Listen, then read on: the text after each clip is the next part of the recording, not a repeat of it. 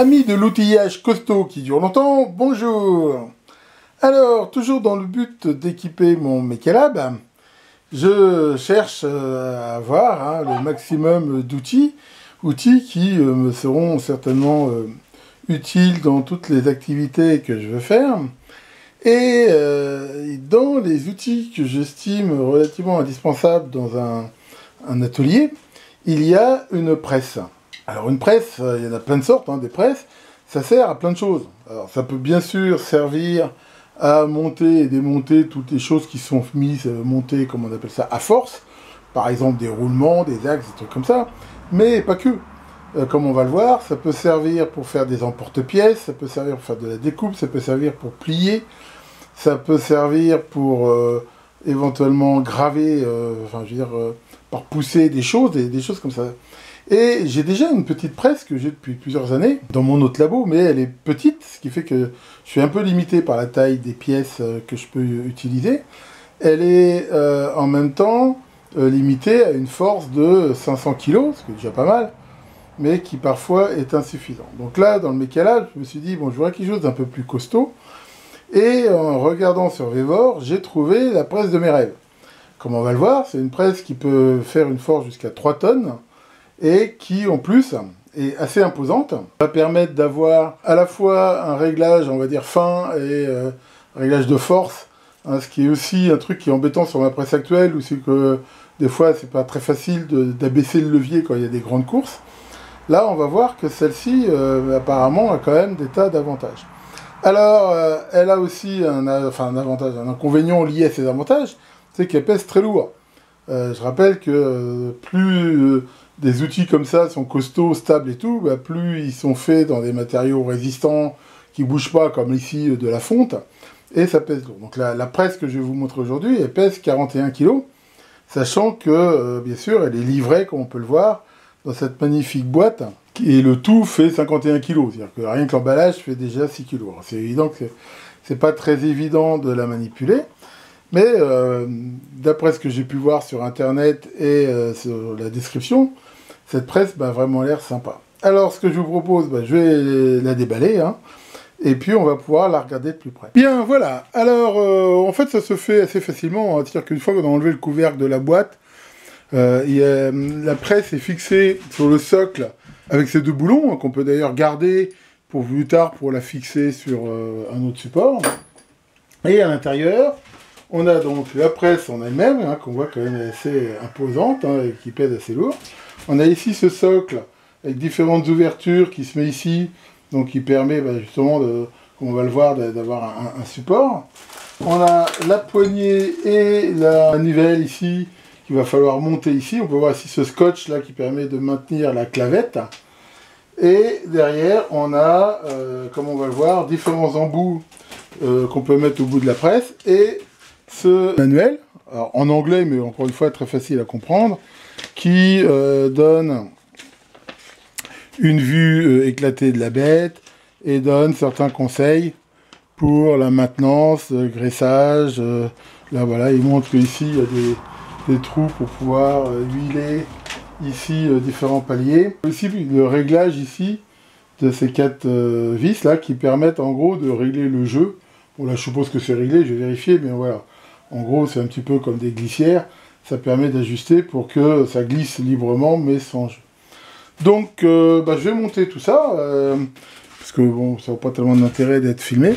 Et derrière, je vous propose de regarder plus en détail ce qu'on peut faire avec. Donc voilà, j'ai monté la manivelle ici, qui se monte très facilement, avec ici cette poignée. Bon, c'est pas une poignée qui tourne librement. On pourrait peut-être faire un peu mieux. Enfin bon, d'un autre côté on tourne pas ça très vite, je pense que c'est largement suffisant. Et c'est vrai qu'on voit que bon, c'est brut de fonderie, il y a quelques marques de moulage, mais honnêtement, je trouve pas ça gênant. Donc comme on peut le voir, il y a ici les trous qui servaient donc à... Il y en a un de chaque côté, comme on peut le voir ici, qui permettait donc déjà de la fixer à son socle de transport, mais qui permettra, le cas échéant, de la fixer sur un socle ou un établi ou ce qu'on veut. Donc là, on a ce socle ici. Alors, c'est livré à la base. Là-dessus, on peut mettre ce qu'on veut. Et on peut utiliser déjà tout fait.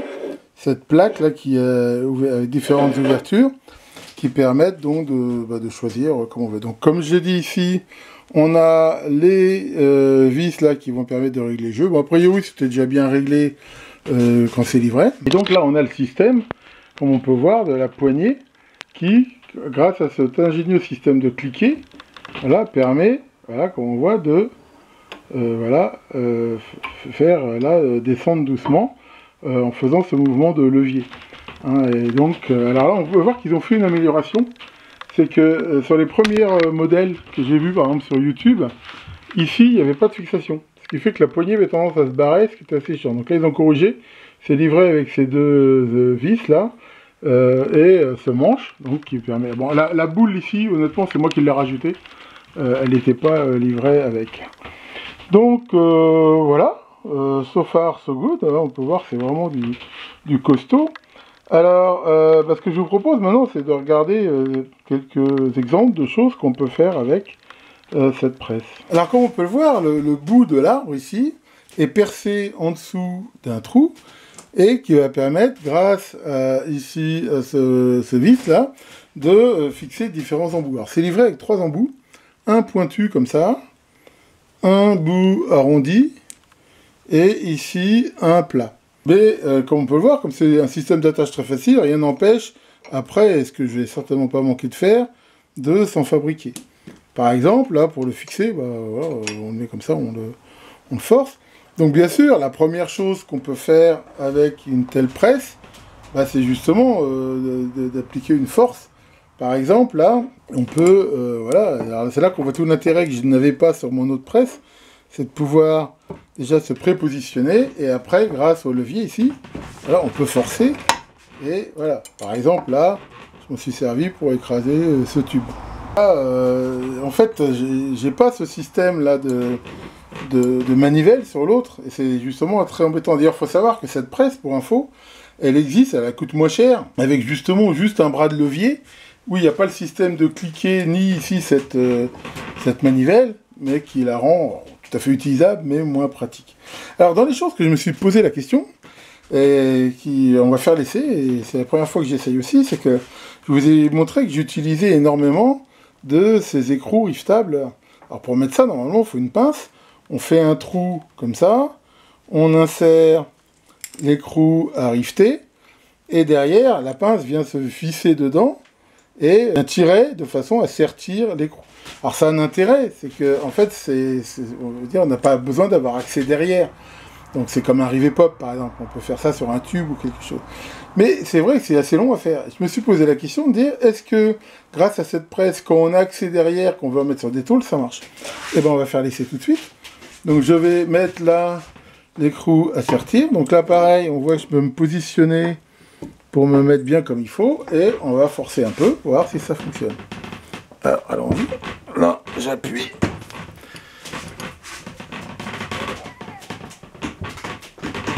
Donc là, j'ai beau appuyer fort, ça n'a pas l'air de bouger. Il faut peut-être une force encore plus grande.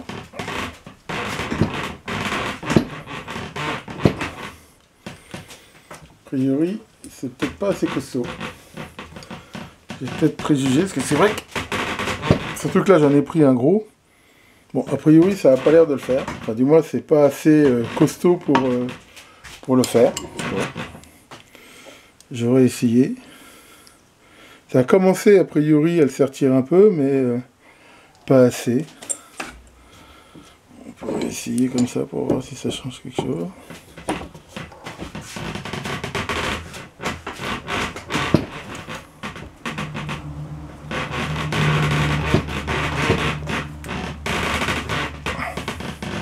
Bon, c'est pas gagné. Je pense que ça le fera peut-être sur des écrous à sertir un peu plus petits. Ça a commencé à le faire, hein. On peut voir qu'il est quand même un peu serti. Mais on peut voir que pas complètement et pas forcément droit. Donc, bon, il faudrait que je fasse l'essai avec... Moi, j'utilise souvent des 3 mm. Ils sont plus petits et à mon avis nécessitent moins de force. Faudra essayer. Bon, enfin, on va dire que là, c'est pas forcément un essai très concluant. Bon, d'un autre côté... Normalement, c'est pas fait pour ça non plus. Voilà. Alors sinon, dans les choses qu'on peut faire très facilement, justement, c'est des découpes. Et d'ailleurs, si vous regardez sur YouTube, il y a énormément de gens qui travaillent le cuir, qui ont pris ce genre de presse, justement, de façon à pouvoir faire des découpes. Donc là, on peut par exemple utiliser des emporte-pièces. Je vous avais montré ça dans la QDM, de différentes formes. Donc là, bah, j'ai toutes les formes possibles et inimaginables, par exemple carré, comme ça. Et là, je pense que ça va faire très bien. Là, c'est pas du cuir, c'est une sorte de mousse, mais c'est un peu pareil. Si je veux faire ici une découpe, voilà, là, je pense que ça va le faire très très bien. Voilà, donc là, pareil, on va appuyer. Là, il y a remonté. Et voilà, on voit que là, ça fait très bien la... On voit que ça a fait très bien la découpe. Alors, à mon avis, il faut peut-être mettre plutôt une planche. Parce que là, c'est plutôt dur. Donc, je vais refaire un essai avec une planche comme ça. Honnêtement, je fais des essais en même temps que je vous les montre. Hein. Et je pense que ça sera mieux. Là. Voilà. Donc là, si on remonte.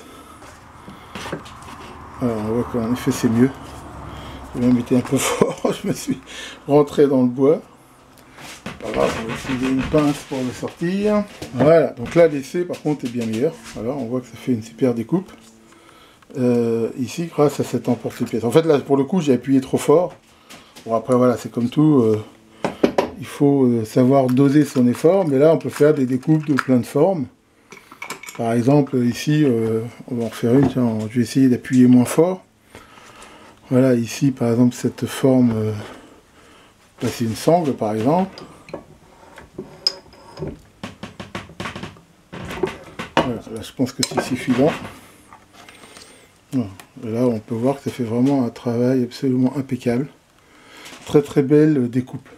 Donc là, voilà, dès qu'on va découper comme ça des cartons, des joints, du cuir, du simili-cuir, des choses comme ça, là, ça va le faire de façon très très bonne. Alors, de la même façon, on peut poser des rivets.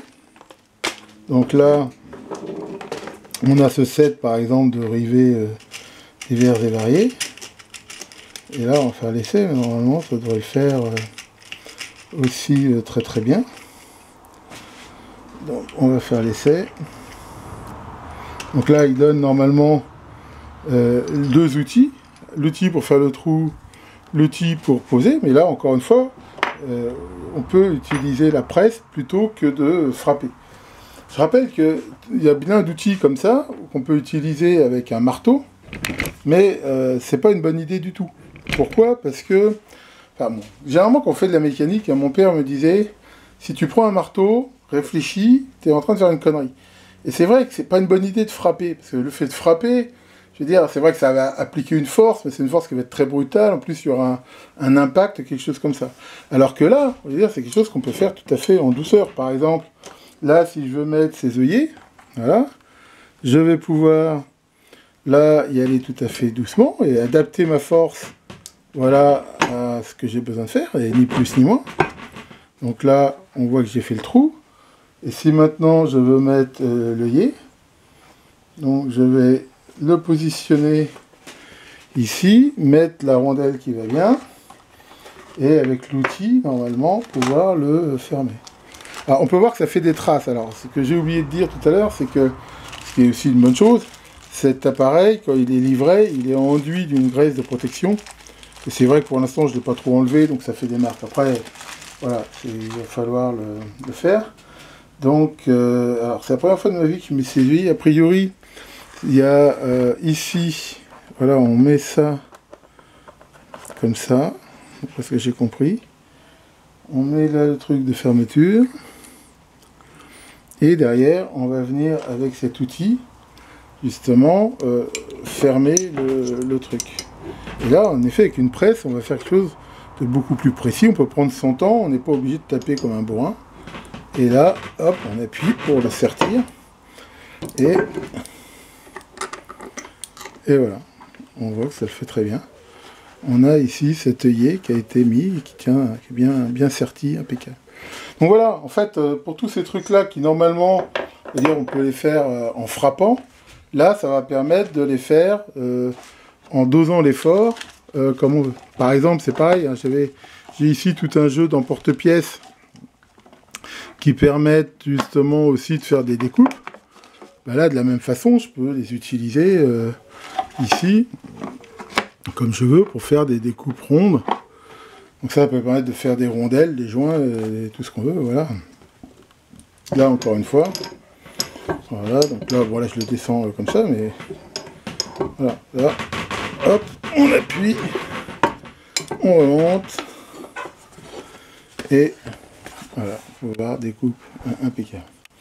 Donc ça, fait partie des choses que l'on peut très facilement faire, et voilà, en fait, c'est, comme je dis, d'avoir une presse comme ça, ça sert pas simplement à rentrer ou enlever des trucs à force, ça peut servir à faire plein de choses. Bon, je vais refaire quand même un essai, parce que je suis quasiment sûr qu'avec des rivets aluminium plus petits, comme le 3, là, ça devrait le faire. On va refaire un essai. Et ça va permettre tout de suite de voir si c'est bon ou pas. Alors, attention. Ah oui, bah là, il n'y a pas photo, ça marche très bien. Voilà. Bon, résultat des courses, bah, alors ça l'a fait sans aucun problème, parce que j'ai pu appuyer, mais c'est pas bon. Pourquoi c'est pas bon? C'est qu'on peut voir que c'est pas du tout aligné.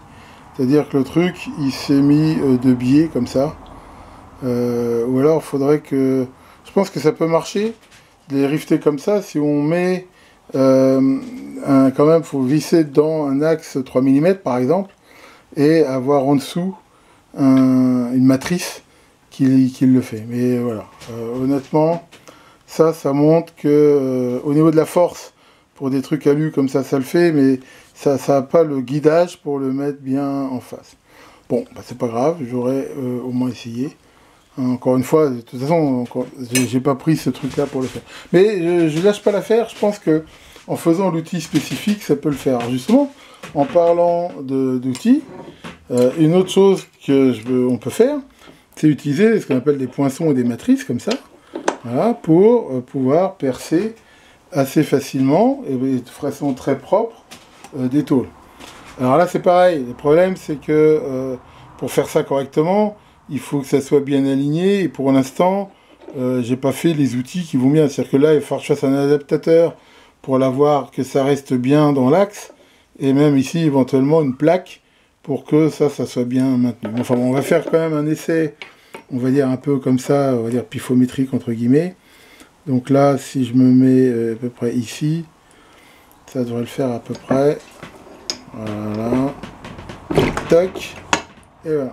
Donc là, derrière, si on relève, voilà, et on peut voir que ça fait voilà, un trou impeccable, très propre et surtout très rapidement. Donc l'avantage de ça, c'est que dans des tôles fines, surtout, grâce à ces poinçons et ces matrices, on peut faire des trous très rapidement et, je veux dire, de façon très propre, dans la mesure où ça ne fait pas de copeaux, ça risque pas d'engager comme souvent dans la tôle fine. Donc voilà, tout ça pour vous montrer un petit peu le nombre de choses qu'on peut faire. Une autre chose que je compte faire, par exemple, avec ça, c'est fabriquer un V qui permettrait de pouvoir plier des tôles, voire pouvoir des fois faire des formes, ce qui permet de les emboutir. Et il y a un autre projet que j'ai, c'est de faire ce qu'on appelle une sorte de grugeur. En fait, quand on a des tôles comme ça, pour pouvoir couper des coins, et là, c'est pareil, il suffit de faire une sorte de matrice en coin comme ça, et pour pouvoir découper comme ça la toile. Enfin voilà, comme on peut le voir, hein, je dis, pour moi c'est un must-have hein, d'avoir ça dans un atelier, dans la mesure où ça va être vraiment utile pour plein de choses, et souvent, comme ça, forcer, on va dire gentiment entre guillemets, c'est beaucoup mieux que de taper avec un marteau. Et voilà. Donc, ma note sur ce truc, globalement, je trouve que c'est plutôt de la très bonne qualité. C'est bien emballé, c'est bien livré.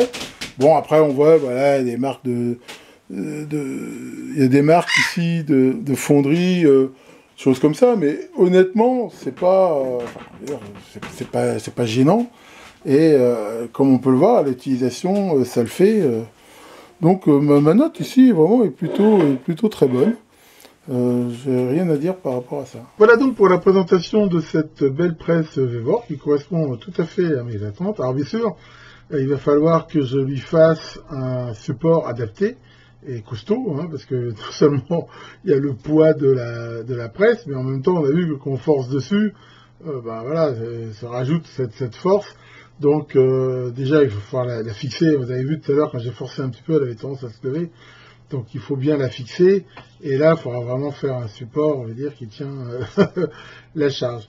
Et en même temps, et je ne manquerai pas de vous le montrer quand je les ferai, au fur et à mesure de mes besoins, comme je vous l'ai dit, je fabriquerai différents accessoires, parce que là, vous avez vu, j'ai fait les trucs, je les tenais à la main, ils n'étaient pas forcément bien droits et tout.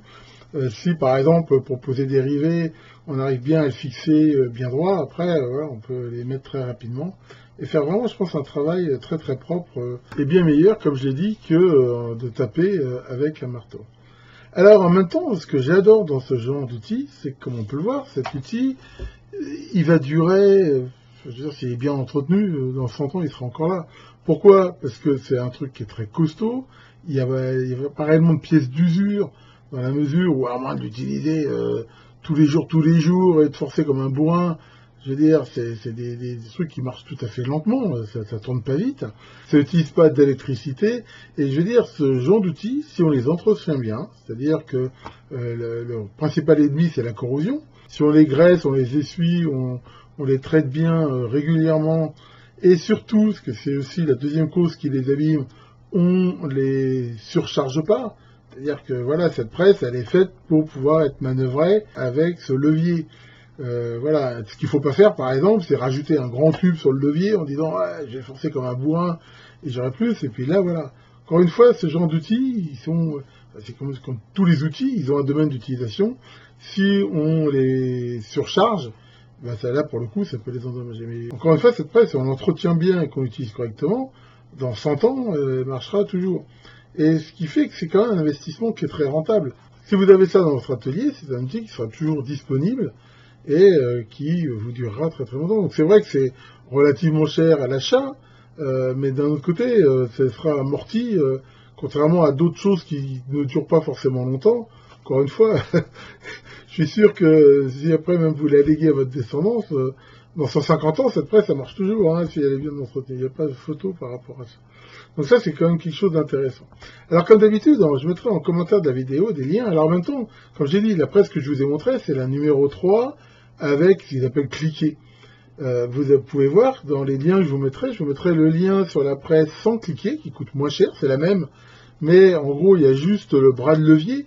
Par contre, quand on veut descendre, ben voilà, faut le tourner plusieurs fois, c'est moins pratique. Et pareil, si vous avez un peu moins de place ou un peu moins de budget ou de besoin, je vous mettrai aussi le lien sur la presse numéro 1 sans cliquer ou la presse numéro 1 avec cliquer, qui sont exactement les mêmes, mais qui sont plus petites, et donc elle a une force d'appui, je crois, qui est de l'ordre d'une tonne au lieu de 3, quoi. Mais déjà, hein, moi je vous dis, dans mon autre lab, j'avais une presse de 500 kg, et déjà, dans la plupart des cas, elle suffisait à mon bonheur.